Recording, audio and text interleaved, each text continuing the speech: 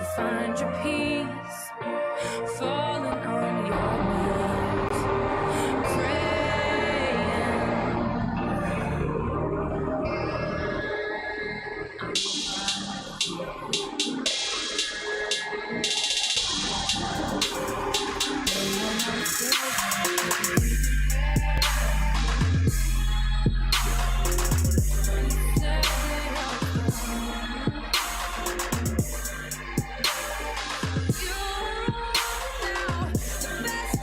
Hey, happy Monday, everybody. It's the first day of the new work week.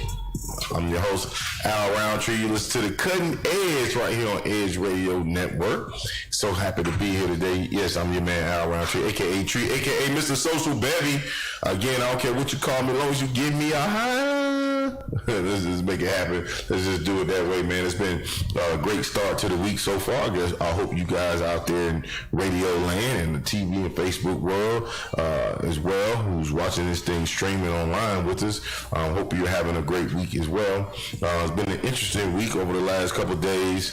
I think everybody's just been so much going on in the media around certain things that are happening right now. You got the situation with Nick Cannon that has been very prominent in the media world, and you know, it's so interesting because I love to get the guys' feedback on it. So if you are listening to us on 101.7 FM or 1540 AM, feel free to give us a call at 281-587-1540. That's 281-587-1540. We'd love to get your feedback on that because you know, I posed just a real question from that because I didn't even know much about what happened with Nick Cannon, but just the comments that he made, and I would love to get the feedback of you know, our audience. I do also want to applaud our you know, our listeners and people out there in my Facebook world,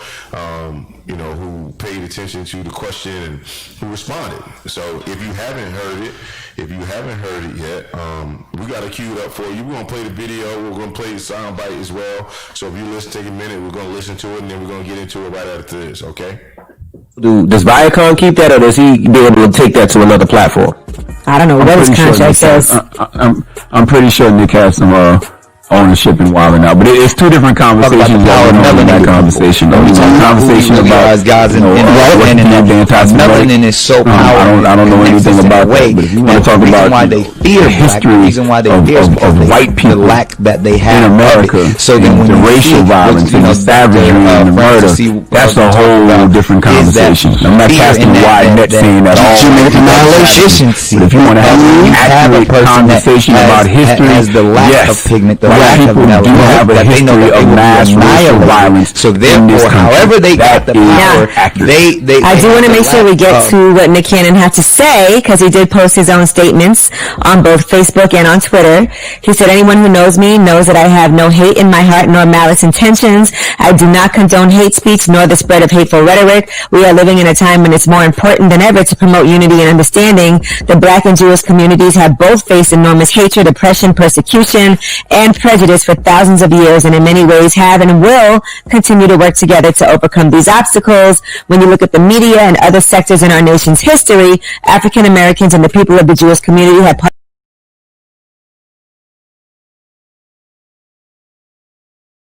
then when we talk about the power of melanated people, when we talk about who we really are as guys and understanding that our melanin is so powerful and it connects us in a way that the reason why they fear black, the reason why they fear is because the lack that they have of it. So then when you see what, you know, Dr. Francis C. Welsing talked about is that fear in that genetic efficiency of you have a person that has the lack of pigment, the lack of melanin, that they know that they will be annihilated. So therefore, however they got the power, they have the lack of compassion. That melanin comes with compassion. Melanin comes with soul. That we call it soul. We soul brothers and sisters. That's the melanin that connects. So the people that don't have it are a little, and I'm going to say this carefully, are a little less and where the term actually comes from, because I'm bringing it all the way back around to Minister Farrakhan,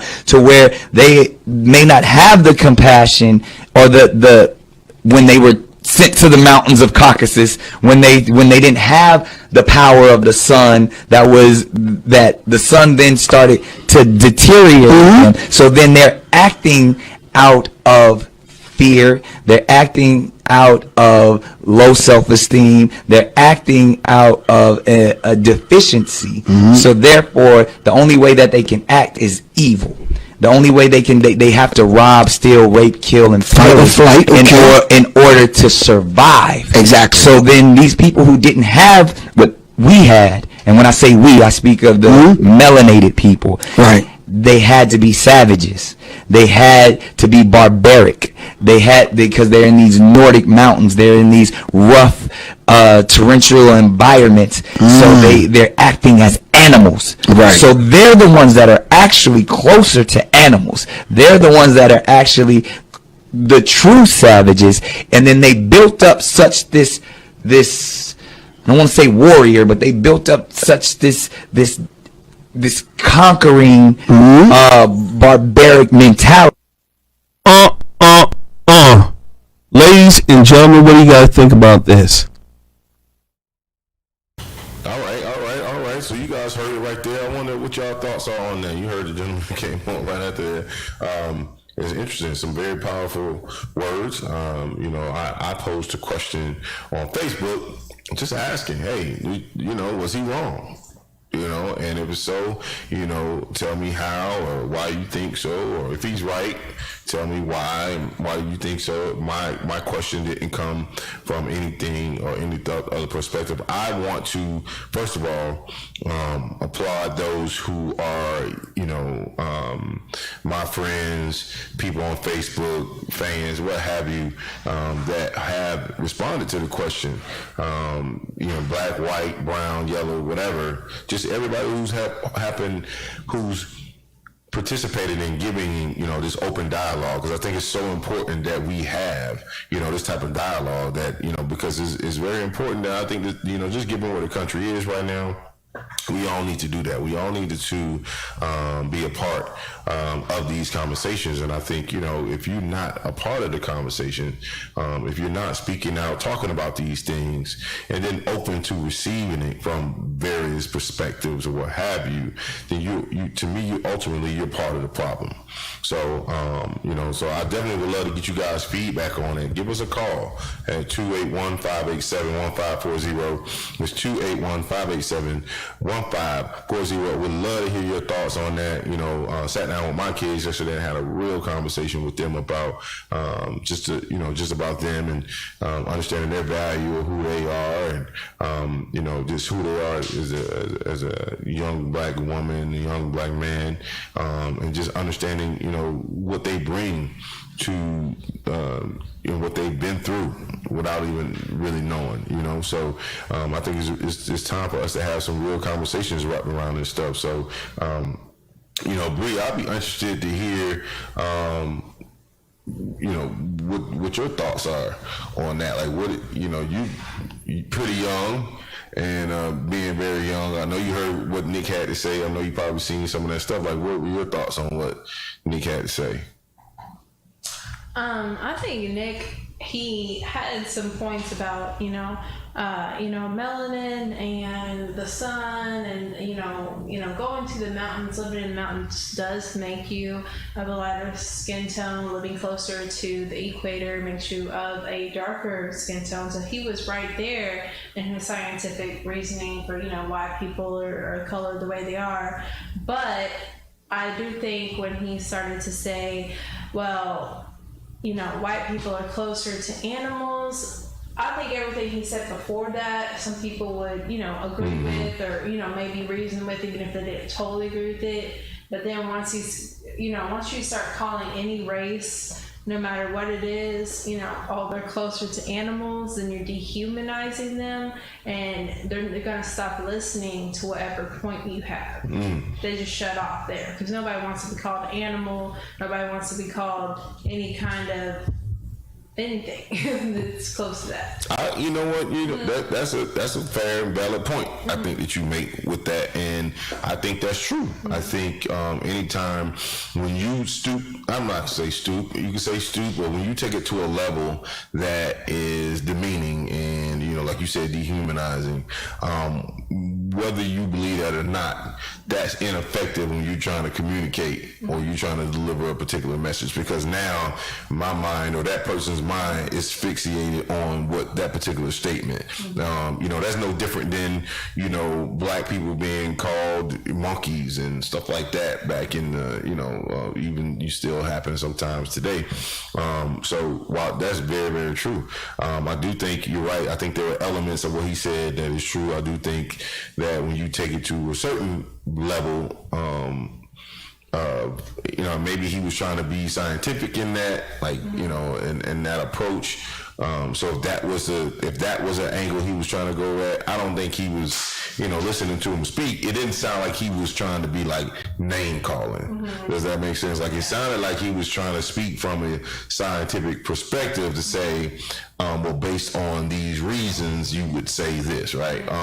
But I don't think he was trying to be like, oh, well, white people are closer to animals than we are, and they've been calling us monkeys all these years, or whatever. But in and of itself, I mean, it's still some of the harsh conversations that we need to have, and but it made me, one of the things that I was interested in a lot of this thing that came out of it was the term anti-Semitic and just what that meant. Like, now a lot of people were, railing against him based on that kind of, things that he was saying and stuff like that, and saying it was anti-Semitic. And I thought it was interesting because the one space that I feel like we are in, the age that we're in the information age. And right now, information is at our fingertips. And so regardless of any conversation, any particular subject, any particular issue, what have you, you can go and research that now for yourself. Like, you can really take a few minutes because you have it. Everybody named mama got phones, and the internet is right there. So you can debate a point. You might feel a certain way about certain things or what have you, but you can really go look it up yourself and find the truth on whatever that matter is, right? And so I thought that was interesting because so I'm saying that because I did that.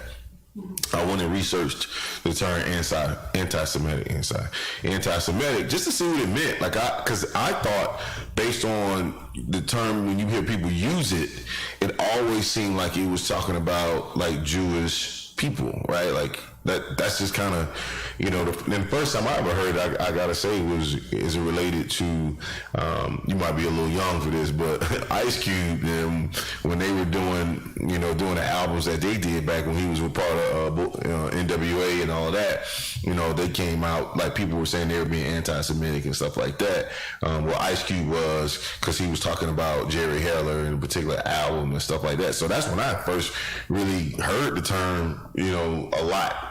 And then, but I never even looked it up until recently when I heard them talking about how Nick Cannon his comments were viewed as anti-Semitic. So to me, it was kind of like, well, what does that mean, right, itself? And so I always thought, and even not only that, Deshaun Jackson, who plays for the Philadelphia Eagles, he made some comments as a prominent football player who came out and made some comments that were viewed as anti-Semitic as well.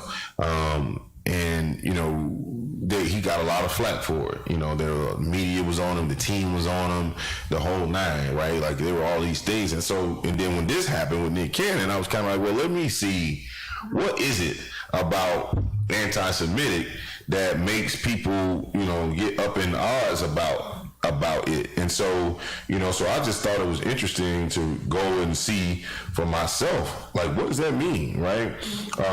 Again, it's not that, people should go out here and being derogatory to people in any way, but I just wanted to see what it meant. And what I'm going to do right now is we're going to talk about what it means. Like, and so basically, it reads, Wikipedia got anti-Semitism, being anti-Semitic,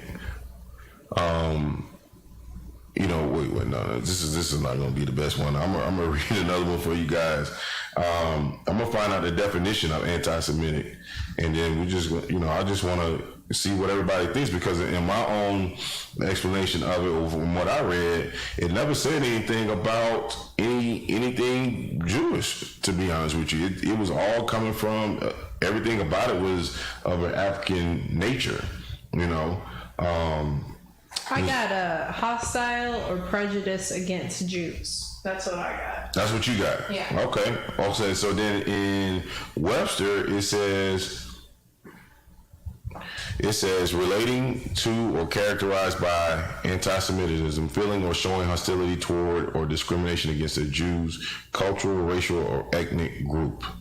That's interesting, because that's not the same definition that I read the other day. And I was kind of thinking from the same standpoint as you, because I didn't hear him say anything about Jewish people. Right. And a lot of people said that. Well, he didn't technically say anything about Jewish people, but what you've got to understand is a lot of people who run the media companies, a lot of people he works with are Jewish. Most of the media is owned by Jewish people, so you can say, okay, well the people, the owners, they were offended by this. They were white, but the thing is, probably a lot of them that got offended were Jewish. Right. So they're looking at it like, okay, well, Jewish people were, a little bit lighter, and you're saying this towards us. I pay your check, but you're saying I'm an animal. So if I'm an animal, I guess I can't write the check. Right.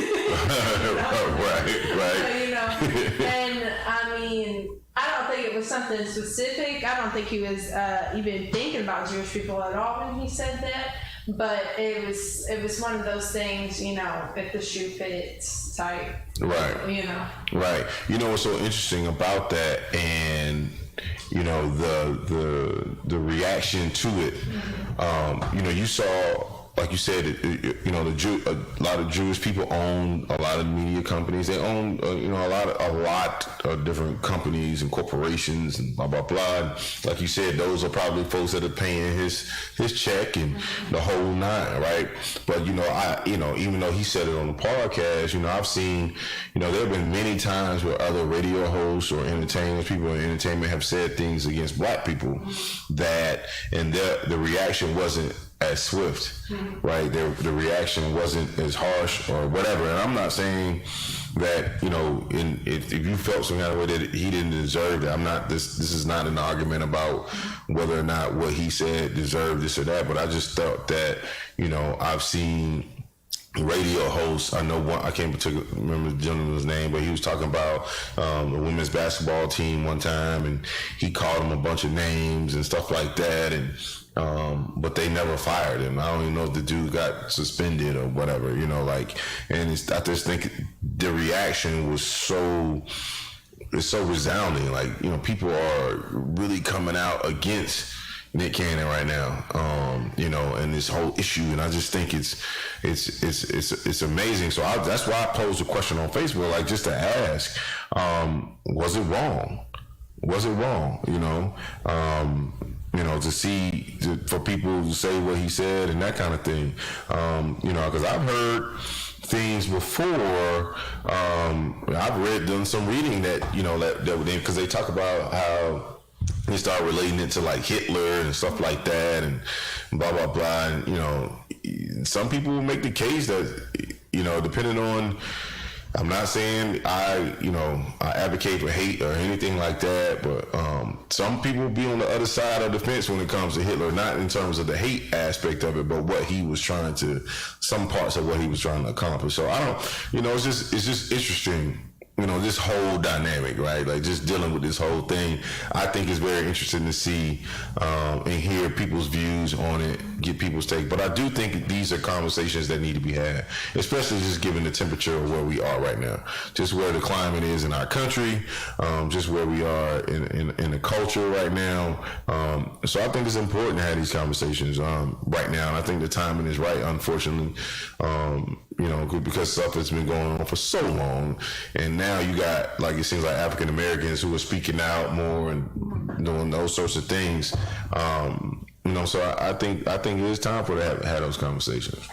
One point that was brought up the other day is that there's not a lot of black-owned media. So once he gets outed by the Jewish community, I mean, he's outed. Right. You're outed. I mean, even just European white. People don't really own much of the media. It is predominantly Jewish owned.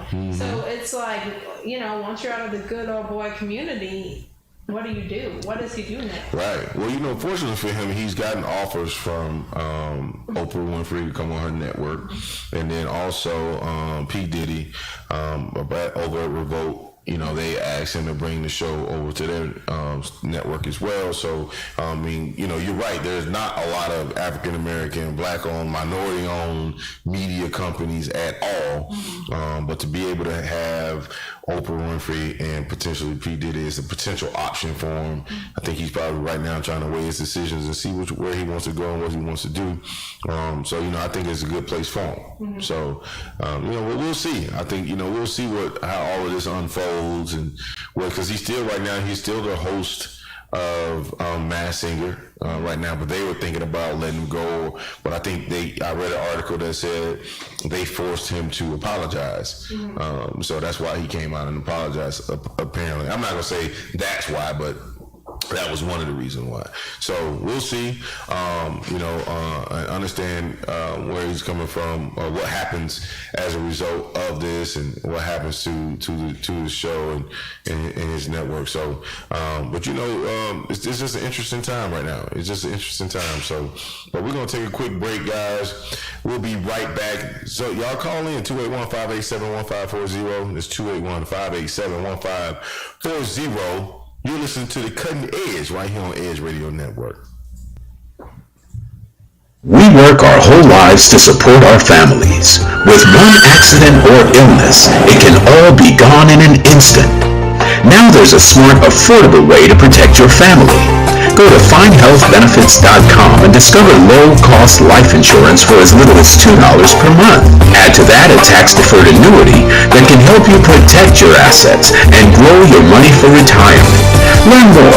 Go to findhealthbenefits.com or call 877-235-6094. A critical illness strike without warning and wipe out your life savings. In fact, it's the reason for bankruptcy. Find Health Benefits offers an affordable solution.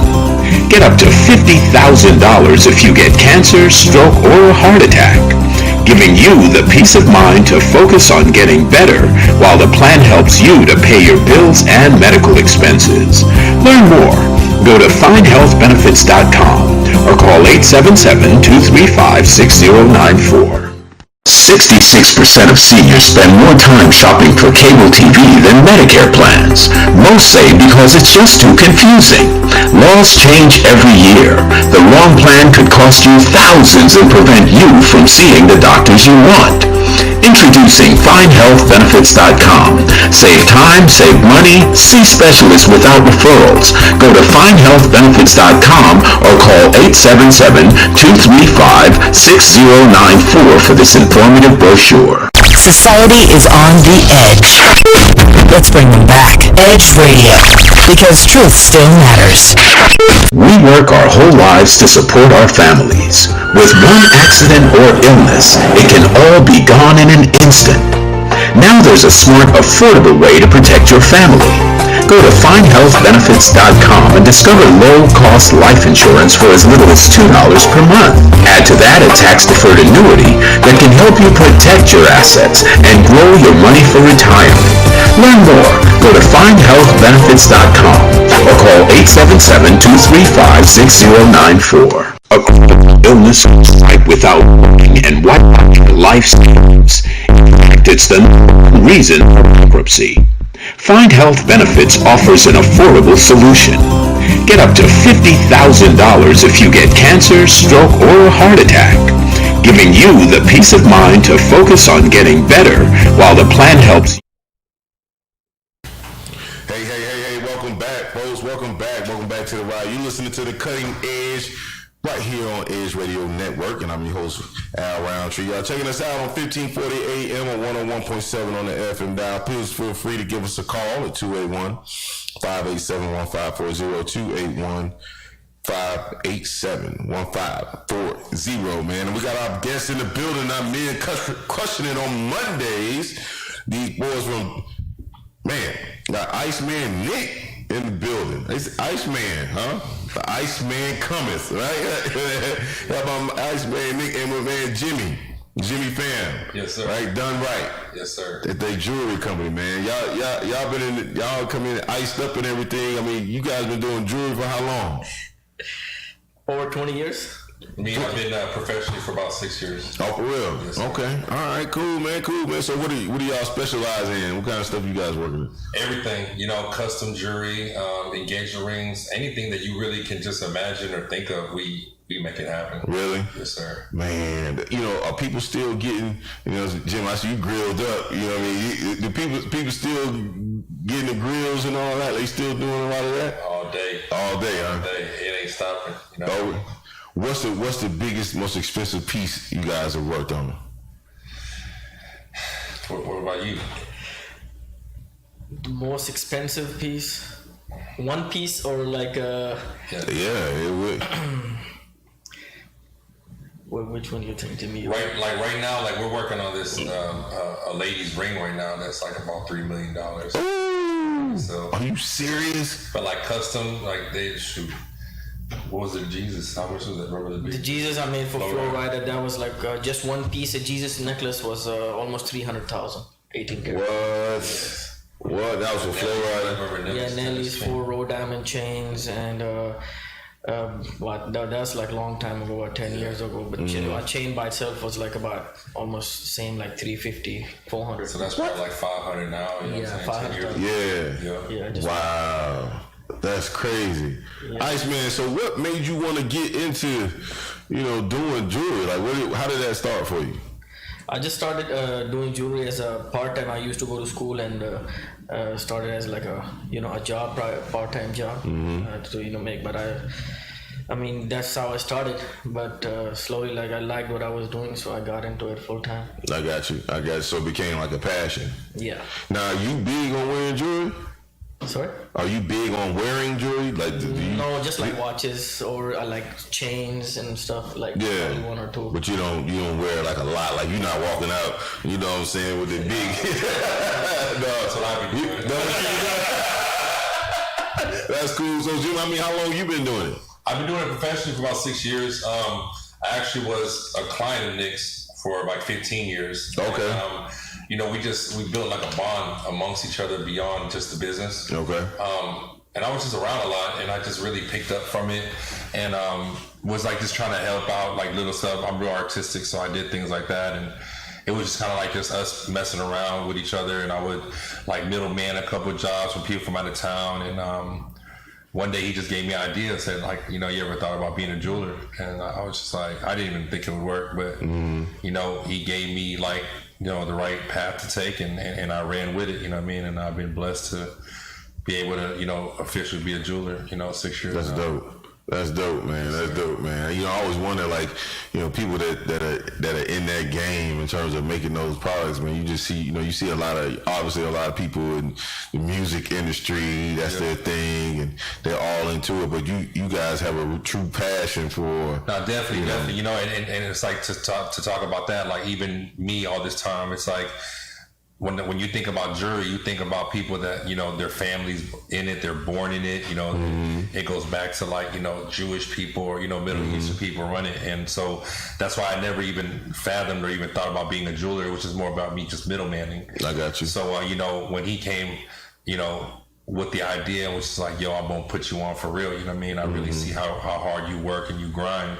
And just like, I'm like real creative when it comes to certain things. So it was kind of like something that people on his side didn't really believe in, and people on my side was like, that's unbelievable, but we made it work, and we've been blessed, like we were we call ourselves Team Done Right. Okay. And, we going strong, you know what I mean? It's like, we have passion for this. It ain't about the money. It ain't about none of that. It's like at the end of the day, it's like, as long as we can come out with something that we truly like love, you know, making, and it's like that's the best feeling. You know what I mean? Like, for me to be able to. I always use the word overly satisfied. You know what I mean? Like you come with me, you come to us with an idea, and for us to bring it to life and make you even see it as it bigger than you could imagine. You know, that's the best feeling for us. You know what I mean? Man, that's dope. That's dope, man. That's awesome that you guys could collaborate together and then put together, you know, some awesome product for your clients, customers, and stuff like that. Who are some of the customers you guys have done pieces for, if you can share? His list goes on forever, you know. Iceman cometh. So it's like, you know, but you know, there's a lot of stuff. When I came to the picture that collaborated with, you know, it's just a lot of stuff. You know, you can name pretty much anybody, bro. Oh, for real. We can tell you from rappers to ball players to even Hollywood, you know, executives and movie stars and everything, you know. So how do you get going in that? Like, I mean, I know Iceman, you've been doing your thing, Jim, like for a while. So like, how do you get your product in front of these, you know, celebrities, these folks? I mean, I guess you do a piece and it's really, you know, they love it, and obviously they tell within their own, you know, word of mouth, especially within that industry, is everything, right? We definitely believe in word of mouth. That's the key, you know, because it's like a lot of, you know, your work speaks for itself. You know, we do, you know, promote and do advertising, but the main thing is just making sure the products that we release is to a standard and to where people are satisfied, because the word of mouth and our customers are the walking billboards. Right. So you can spend so much on advertising or you can spend money on trying to buy celebrities to shout you out. But, you know, with social media nowadays, if you are consistent with your work and you steady push out the right product, you know, people are going to notice it and it's going to get out there. And I think that's how we've gotten our name and built our brand. So do you, I mean, staying in that lane, do y'all put a lot of money into the marketing aspect of it outside of the word of mouth element? Like, or have you kind of found like your niche and saying, hey, we're going to stick here and over here with this word of mouth thing, and that's where we're going to focus our dollars? The craziest thing is that I'm thankful to even say this, is that we haven't really had to spend money towards marketing, because it was just kind of like the niche, you know, and I don't know if it's like, I'm a God-fearing man, so I believe a lot in God putting things into play. So it was like, it just happened to where we end up meeting certain people as our clients, and they end up blowing up, or they end up being whatever, and they're supportive with us. So, you know, something that you can't, honestly, like, we've gotten a lot of promo that you can't even pay for. Like, and that's why I say, like, we don't spend as much as people feel we should on marketing. It's just because we've been blessed that we've, you know, collaborated with certain people that their promotion is priceless, you know, by them marketing us and showing us out. Yeah, that's dope. That's dope. Iceman, is there a favorite piece that you've done? Like, what's been your favorite piece that you still think about to this day? Like, man, I wish I had that joint for me. Like, what is there one? Favorite piece is my favorite piece is, like, you know, is fair because I made it when I was barely starting in the jewelry, and it's still like one of the like iconic pieces, like the Rick Ross face. Yeah. You know. Oh yeah. Oh, you did that. Yes. Oh man, that's dope. I remember that. Yeah. I've only seen it a few times, and I know exactly what you're talking about. The one where you had the beard and the joint on there. Oh man, that's dope. That's dope. So you did that just starting out. Yeah, I was like barely like in the game for like about couple of years, like 3-4 years. Really? Yeah. Okay. And so both of you guys been based out of Houston? Houston, yes. Really? Wow. So there's a lot, like, I guess, you know, it seems like Houston is maybe the spot if you want to come and get custom jewelry, right? Is that kind of the thing now, or what? Definitely. Yeah, you know, they always say like New York is like the Mecca, but I feel like we've built a name, especially me and Nick, like, you know, they used to talk about Houston jewelers, you know what I mean? But I feel like in the last couple of years, we really put a stamp to the jewelry business to let them know, like, you know, you can get the same thing in New York, if not better, down here. It's just really who you're dealing with. You got to find somebody that's, I call them foolers. You know, those are the people that are jewelers that are just trying to make the money. And the jewelers are the one that's actually going to take your money and make the best out of it. And really get you your money's worth, you know what I mean? Right. So that's also important. I mean, based on like what you're talking about is the experience that you give each and every customer. So, I mean, how important is that in terms of what you guys do? I feel like, especially in business nowadays, it's so important. You know, customer service and giving them the experience is the best, especially knowing that, you know, the product that you push out. So it's just like making sure everything is done. Like, I feel like every jeweler is an artist. You know, with technology now, and, you know, they have CAD printers and 3D printers.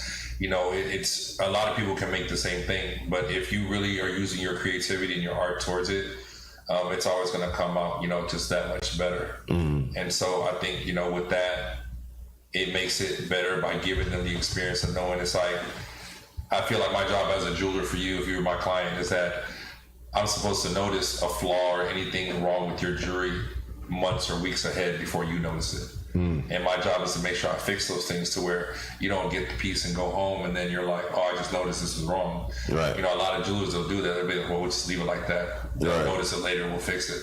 Oh, you know, wow. Us, it's like, we want to fix it to where you're comfortable and you're happy knowing, you know, and that's why we have clients that, you know, they'll go to other jewelers and they'll always come back because the experience we give them. Absolutely, because they, you know, you guys apply that attention to detail. Yeah, you know, done right. You know, nothing's perfect, but our job is that, let's say it didn't come out perfect, our job is to make it right, you know, and that's what we do. You know, if there's an issue, we're going to make it right. Okay. But Jim, so Jim, what's been your favorite piece? I know y'all got the Rick Ross joint. That, man, like, how much, wait, I mean, excuse me, Jim, like, but how much did that cost? At that time, like, I'm talking about, it was 2006. Around that time, it was like about 120. Oh, for real?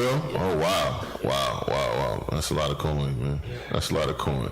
What about you, Jim? What the my favorite piece of his, I would say, I don't know, like, I like Mike Jones' Ice Age piece back then. Yeah. Okay. You know, when he came out with that thing with that chain, it was so crazy. So describe it, because it was just like letters, right? It was he had the big round Ice Age. It was like 3-dimensional. It had the Ice Age on it with the big crown, but then he had this chain. They customized a whole different chain. Yeah. You know, back then, it wasn't like now where it's like these 3D printers can make these custom chains like it's nothing. Back then, it's like by hand. So that's how they doing it now? 3D printer? Yeah, bro. Like, everything is just CAD design, like, you know, really? Printer. Yeah. You know, it's hard to find, you know, people do by hand, and that's why one thing with us too, we always make sure that in our team, you know, we have someone doing by hand too, because there's some things that are better off doing by hand. There's absolutely. You can't just keep doing it like that. Right. So we like to make sure that we can cover all aspects of the making of jewelry, period. In the company, you know what I mean? Because there's parts of it that can't be automated. Like, you can't replace the detail, the intrinsic detail that can go in using a human hand versus an automated process. For sure. My favorite piece, I think, to date, I had just recently did. This is a very controversial piece. It's a shark piece that I did for a rapper by the name of 6ix9ine. I love the piece itself because it was something that I always imagined doing if I ever made a piece of that. And the teeth that we did on the piece itself, they were like trillion cut diamonds. They were all like big stones, like engagement ring size. What? So like, it was a 3D piece, and the teeth is just smiling big, and it's just all staggered. And it's like jagged, just like a shark. You know, I set it off like unevenly and everything. Yeah. So like, the mouthpiece was like the teeth alone on the piece was like $60,000. What? Just the teeth. You know? Man, that sounds crazy. Definitely. That was something that he got after he got out? Well, it was something that was planned before he was getting out already. Okay. It was like, the funny thing was that I had already imagined, like, what I do. Usually I walk around and let's say I see something, I'm like, that'd be cool if I made a piece, and if I did, what I want to do to it. So, you know, he had an idea of doing a great white shark at first, and it was just like, he wanted like a picture of a shark, the whole body, and then I was just like, no, I think, you know, I was like, I think I know who, and I'm like, you remember the movie Finding Nemo? I was like, there's Bruce the shark, you know? With the big shark. Picture of the flyer on the poster. He's like smiling. I was like, we gotta run with that one, you know? And did a whole full 3D, you know what I mean? And that's how we did that one, you know what I mean? We did the 3D design on the machine, but we actually hand set every stone on there, and that was like 6,000 stones. Wow. Really? How long did that take to make? That job, you know, it was rushed, and it took about a good month. A month to make it? Yeah, like I had my stone setter setting like 700 a day. Wow. It got to the point where his hand was hurting. Wow. He had to take a break, you know what I mean? But yeah, it was a process, definitely. Yeah. I'm very like OCD, so it's like I pay attention to little stuff. Yeah. If the design doesn't come out right, he even gets mad at me sometimes. Really? Like, you sure? I'm like, trust me, like I just be tripping, you know, like I'm just like, yeah, they ain't working. You know, I just because I feel like, you know, we're very blessed to build this brand that we got. You know, especially me, like, and so, you know, I feel like everything I do, I represent me and him, and I never want anything that we do be second guessed between ourselves, you know what I'm saying? Okay. So it's like I just want us to really do what we can and stand by the name, you know. That's absolutely. It's a strong name to say done right, you know. You got to stand behind it. It's bold. Absolutely. So has the whole COVID thing, has that hit you guys' business hard or at all?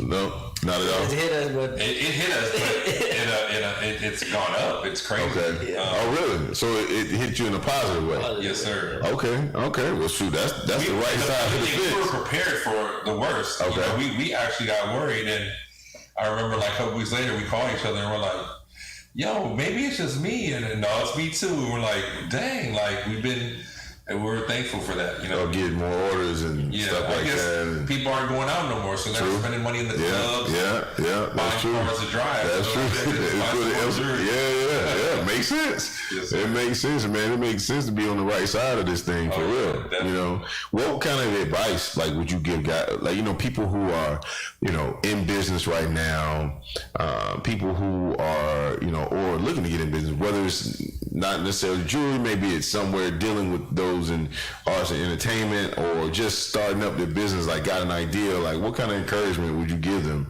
right now and advice in terms of what they're trying to do? You go first, bro. Not really. You know, if you notice, Nick doesn't like to talk about it. I see. I feel like, nah, man, you know what I'm saying? I'm just over here chilling in the cut, man. Ross. That's how our team really works. You know what I mean? I think I'm better with the words. He's better with the action. That's cool. That's cool. But you know, with that being said, like I think one thing, and I think we'll both agree with this, is like at the end of the day, I feel like, you know, you got to do what you love. You know, because when you're passionate about something, you don't pay attention to the hours you're putting in and things like that. You know, you just dedicate yourself to it. I feel like a lot of people nowadays, you know, they're more focused on how much time or how much, you know, risk they're taking, sacrifice. But it's like just you got to follow your heart, and you're gonna fall a lot of times. You know, there are things that I tried doing in life that I've lost lots of money and lots of time, but I just kept going. You know, I didn't let that, you know, make me who I am or change my character of a person. Right. You know, when I started the jewelry business, you know, I came in and I didn't come in there like, hey, you know, I'm this person. I used to do this. I did that. You know, I started at the bottom, and I did what I needed to do to learn. You know, like when he blessed me with the opportunity, the first thing I told myself was I was going to make sure that I never let him down. I never make him look bad. And so I went in and figured what I could do to make his life easier instead of making it harder. Right. You know? Absolutely. There are people out there that always want to help others, you know, but it's like sometimes people don't comprehend what the help is, you know. Right. You got to take advantage of the situation and make the best of it, you know. Like you don't want to make it harder or you know, longer than what it needs to be. Right. Like what I did it took me, you know, I'm 38 years old right now, you know, and I've done a lot of things in my life, and you know, I would say maybe it took me 20 years or 25 years to be where I am. It might take someone else longer. It might take someone else less. And that's why I say, you know, don't pay attention to the time you're putting in. As long as you truly love what you're doing, you know, it's going to come. You know, it's going to come. All right, man. That's awesome, man. That's an awesome story, man. And it's great to see you guys be able to come together and understand how to make it work for one another. Like, that's the thing about being a team. One person does what the other person may not do. Like you said, you know, how could you make his life easier in terms of as it relates to the business? What are the things that I could bring to the table to help, you know, make this adjustment and help us grow? Right? You know, like, and I don't want to cut you off. It's just like, the crazy thing is, like, if you notice the stories, they seem different, but a lot of stories are the same. And that's one thing me and him realized, is that the things we might have did to get where we are might be different, but the story was the same for him. You know, he came over to America with what, $200 you said, right? About 1,700. $1,700. You know, just blindly. 17 years old, came over here, and you know he got a job selling jewelry, starting in the middle of the mall in the kiosks. You know, and then he got down with his partner, and at the time he was just a salesman, and he went out there, put his neck on the line, and did different sacrifices for the company and the brand that he didn't even own, and he became a partner. You know, and now he's where he is because you weren't. You know, we're not sitting there thinking about, oh, I just sacrificed this, or I just put my neck on the line for this. Like, no, it's like it's a part of the process, you know? And you just got to do it. If you love it, if you believe in it, you go for it. You know what I mean? And sometimes things might not work out. Don't get mad and don't hate it. Don't change your character of a person.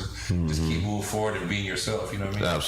Absolutely. That's powerful, man. That's that's an amazing story. And I think a lot of times people don't get to hear that aspect of a successful business. So you need to hear that journey.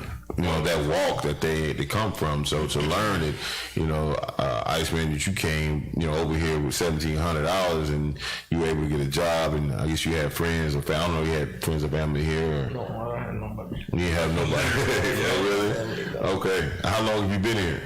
20 years. 20 years? Sweet deal. Always in Houston? Always in Houston. Sweet deal. Now, where did you come from originally?